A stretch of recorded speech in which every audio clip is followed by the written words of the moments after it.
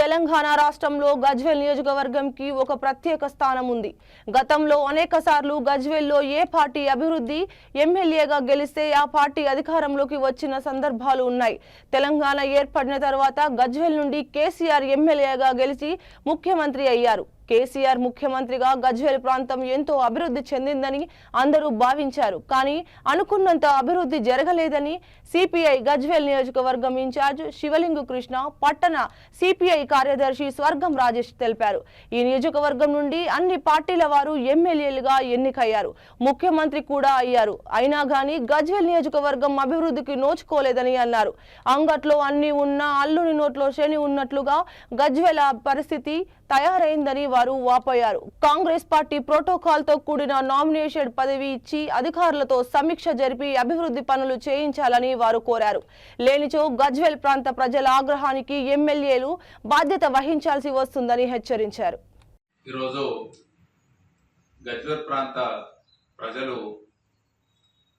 అనాథలుగా మారిన పరిస్థితి ఉన్నది.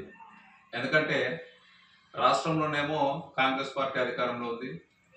మరి మన శాసనసభ్యులేమో ప్రతిపక్ష నాయకులు గౌరవనీయులు పెద్దలు కేసీఆర్ గారు ఎమ్మెల్యేగా ఉన్నారు.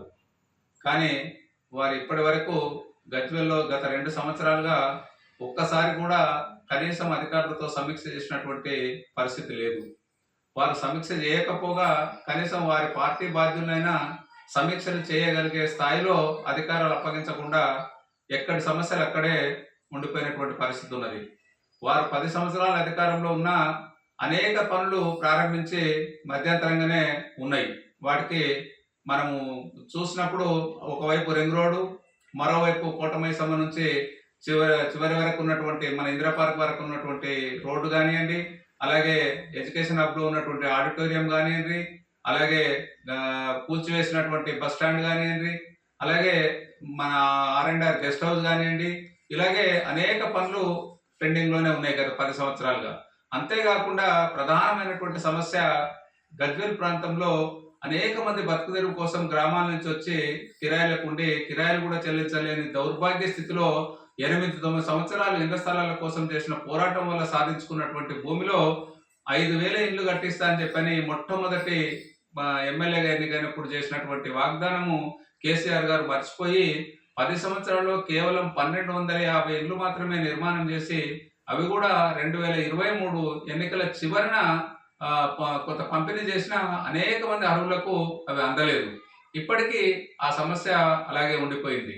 అలాగే ముంపునకు అంటే కొంత సాగునీటి కోసము త్యాగం చేసినటువంటి అనేక మంది కొండపోచమ్మ సాగరు, మల్లన్న సాగరు జనాలు ఏదైతే ఉన్నారో వాళ్ళ కారణట్ కాలనీ పేరుతో నిర్మాణం చేసిన వాళ్ళ జీవనోపాధి కోసం ఈ ప్రాంతంలో కనీసం ఒక్క పరిశ్రమ స్థాపించి 4గురికి ఉపాధి కల్పించినటువంటి పరిస్థితి లేదు.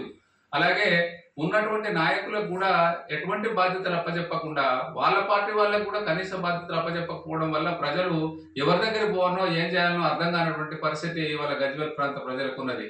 దురదృష్టం ఏంటంటే గజ్వేల్లో అన్ని ఉన్న అంగట్లో అన్ని ఉన్న అల్లున్నట్లో శని ఉన్నదనే పరిస్థితులలో ప్రజలు అల్లాడుతున్నటువంటి పరిస్థితి ఉన్నది. ఇవాళ బ్యూరోక్రసీ అంటే అధికార యంత్రాంగంటే నడుస్తున్న తప్ప ఏ ఒక్క ప్రజాప్రతినిధి ఈ ప్రాంత ప్రజల యొక్క సమస్యల్ని ఉన్నటువంటి పెండింగ్ పనుల్ని కనీసం ప్రభుత్వ దృష్టికి తీసుకుపోయేటువంటి పరిస్థితి లేదు. ఈ పరిస్థితి నుంచి బయటపడ